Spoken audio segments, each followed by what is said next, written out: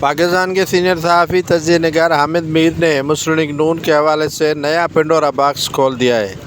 حامد میر کا کہنا ہے کہ مسلم لیگ نون کا بمقابلہ مسلم لیگ نون کے ساتھ ہو رہا ہے۔ 2 ماہ انتخابات کو ہوئے ہیں اور اقتدار کو آئے ہوئے بھی 2 ماہ بیت چکے ہیں، لیکن مسلم لیگ نون کی پریشانیاں کم ہونے کا نام نہیں لے رہی۔ ادھر P T I بمقابلہ P T I بھی شروع ہو چکا ہے۔ حامد میر کا کہنا ہے کہ پی ٹی آئی کی جانب سے جمعے کو ملک گیر احتجاج کا اعلان کیا گیا ہے تو پی ٹی آئی کے اندر بھی دراڑیں پڑنا شروع ہو گئی ہیں۔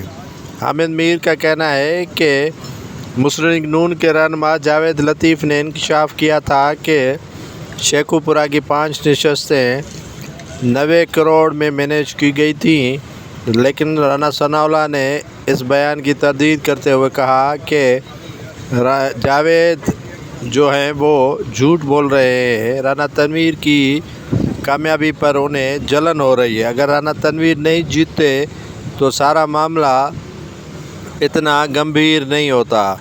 جاوید لطیف کو پریشانی صرف ہے تو رانا تنویر کی کامیابی سے ہی ہے۔